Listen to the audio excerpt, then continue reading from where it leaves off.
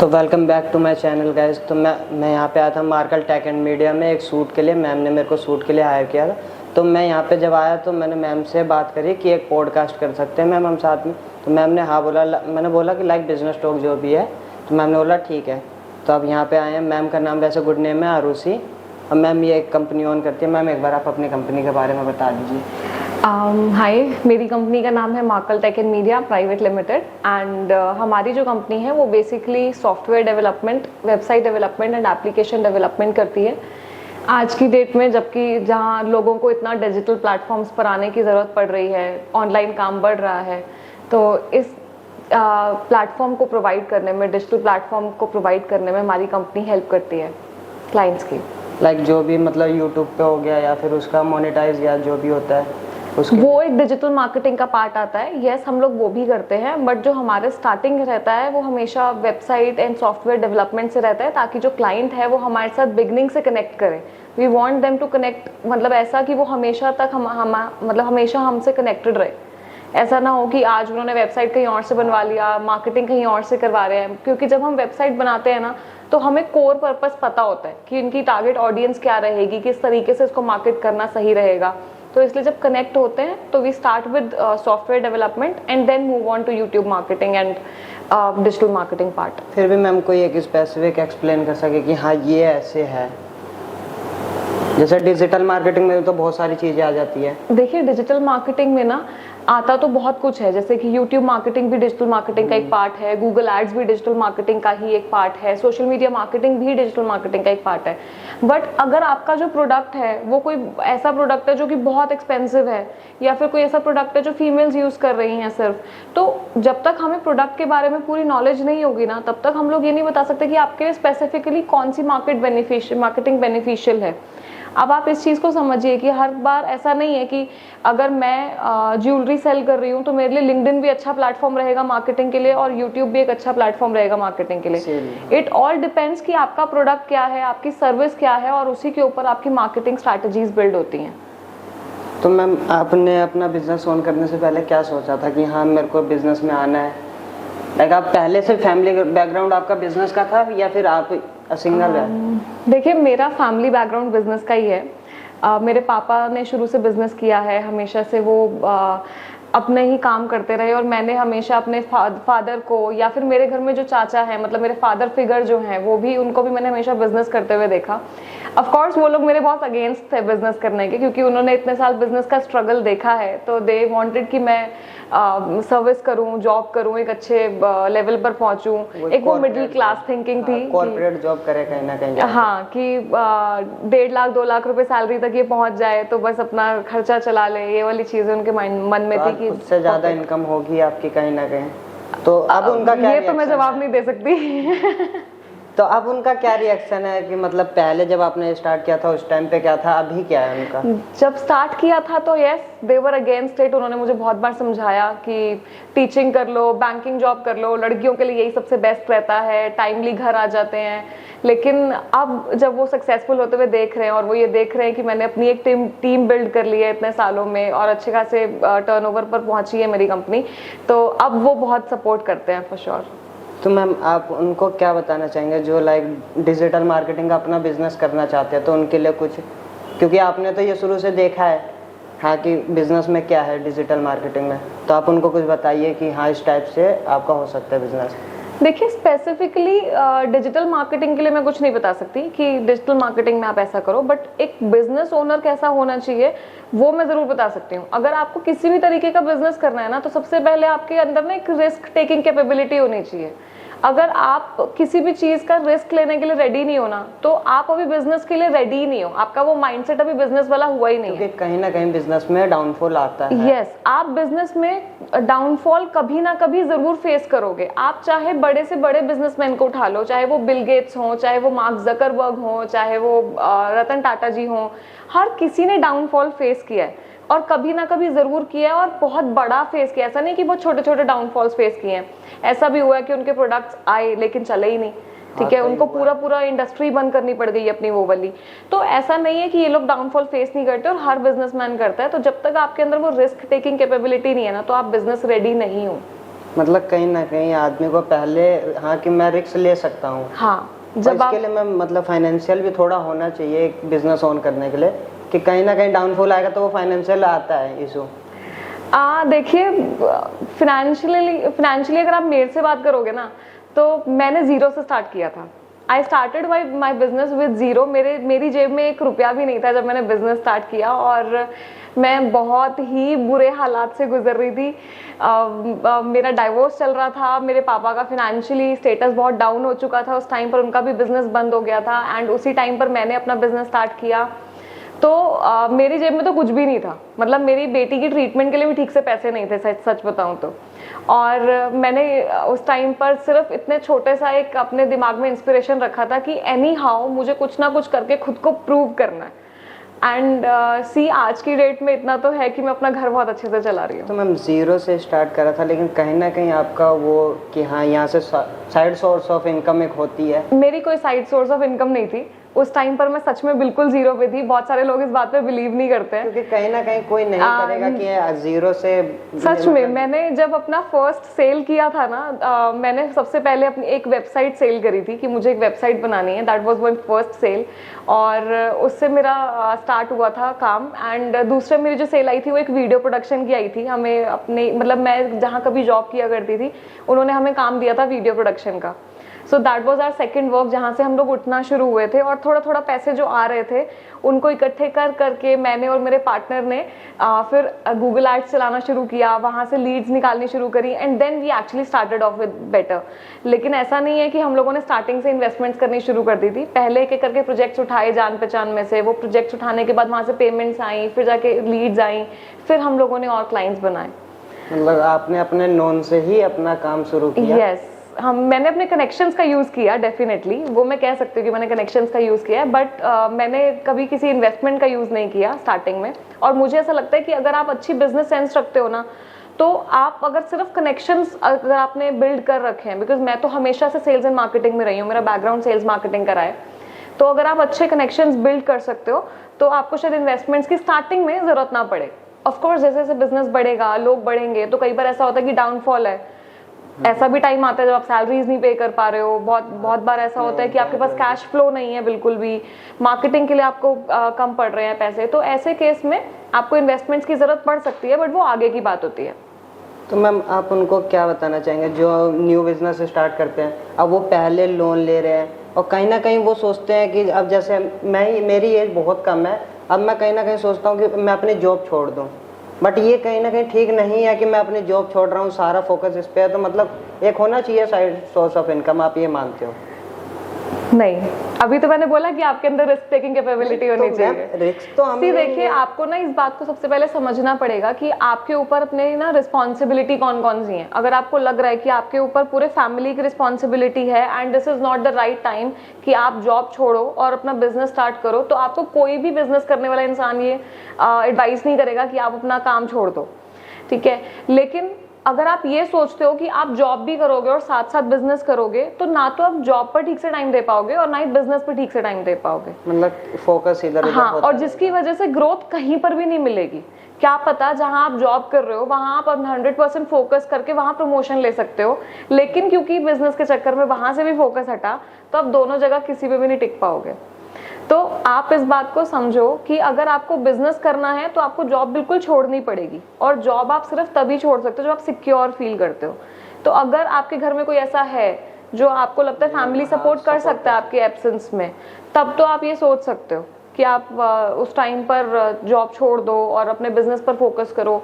लेकिन अगर आपके घर में ऐसा कोई नहीं है तो आई वुड एडवाइस कि अभी स्टार्टिंग ऐसे मत करो, कुछ सेविंग्स करो, उसके बाद ही स्टार्ट करो। और लोन, स्टार्टिंग में लोन ले लेना तो मुझे लगता है it's a very wrong step.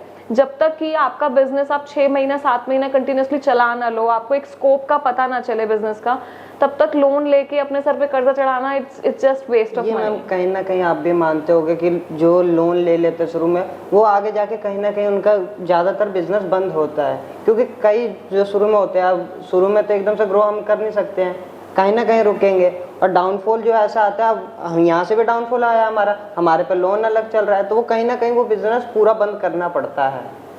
Okay, देखो इसका ना एक बहुत सिंपल सा रीज़न है।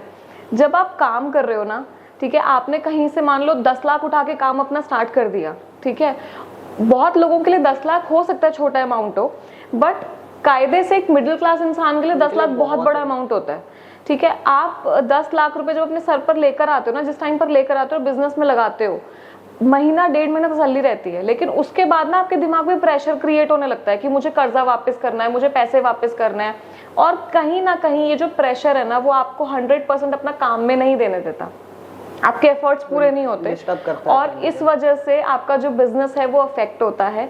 इसीलिए कह रही हूँ कि जब स्टार्ट कर रहे हो तो स्टार्टिंग में लोन्स कभी लेना प्रेफर नहीं करना चाहिए। हाँ, आप ये कर सकते हो अगर आपको लगता है कि आपको बिजनेस में इन्वेस्टमेंट चाहिए ही चाहिए, जैसे हो सकता है आपको कुछ इक्विपमेंट्स लेने हो, एज इन जैसे आप वीडियो का काम कर रहे हो, ठीक है, आपको कैमरा की जरूरत पड़ती है, आपको बहुत सारी चीजों की जरूरत पड़ती है, तो अब ऐसे में आपको पैसों की जरूरत है, तब आप ये कर सकते हो कि अपने रिलेटिव्स की, अपने फ्रेंड्स की, जो आपको लगता है आपको सपोर्ट करेंगे, उनकी हेल्प ले सकते हो।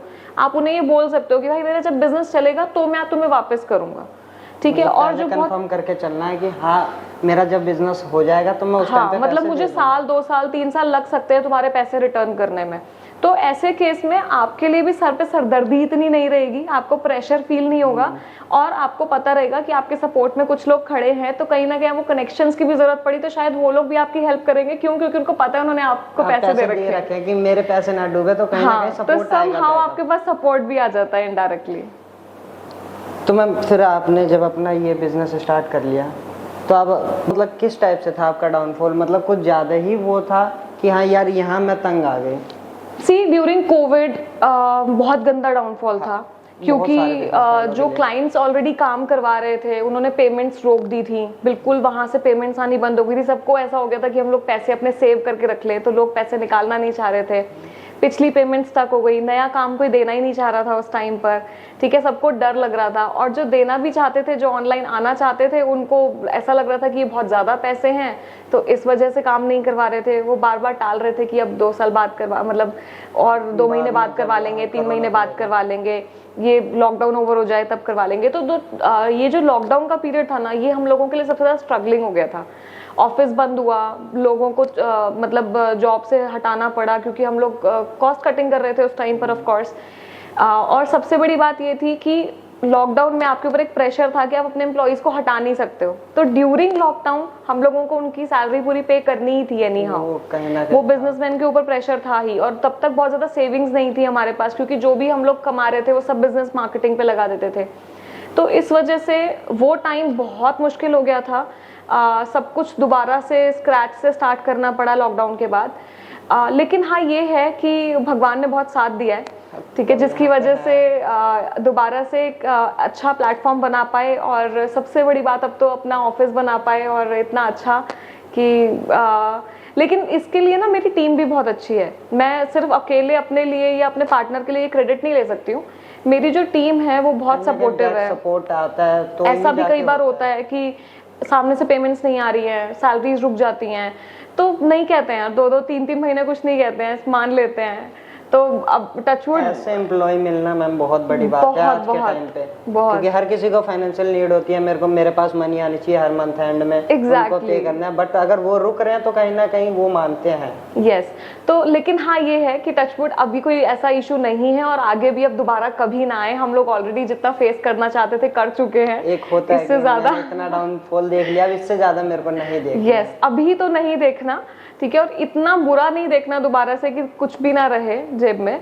लेकिन हाँ ये जरूर है कि बिल्कुल प्लेन तो कुछ भी नहीं चल सकता, थोड़ा बहुत तो नीचे जाएंगे, थोड़ा बहुत ऊपर भी उठेंगे, ठीक है। तो जब इतना ऊपर उठे हैं तो थोड़ा बहुत झटका तो लगेगा, मुझे पता है, लेकिन दोबारा से इतना बड़ा अब नहीं लग सकता, क्योंकि उसके लिए हम प्रिपेयर्ड है। मतलब अब पहले से कर रखा है कि कल को ये होता है तो हमारे पास बैकअप है। हाँ, एटलीस्ट सैलरीज तो नहीं रुकेंगी।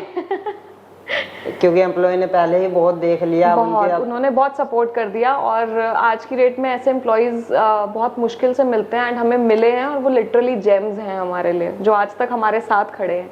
तो मैम कंपनी ओन करने के बाद ये सबसे बेस्ट है कि उनके एम्प्लॉय कैसे वर्क कर रहे हैं उनके लिए। Yes, absolutely. मैम आप क्या एडवाइस देना चाहेंगे, जैसे कई बिजनेस ओनर होते हैं वो एक ट्रीट जैसे अपने एम्प्लॉय को देना चाहिए वैसे नहीं देते हैं, तो कहीं ना कहीं उस रीजन से भी उनके बिजनेस में वो आता है डाउनफॉल। बिल्कुल।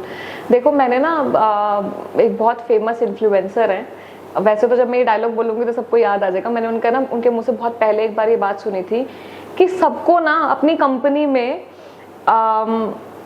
बीरबल चाहिए, ठीक है, लेकिन अकबर कोई नहीं बनना चाहता।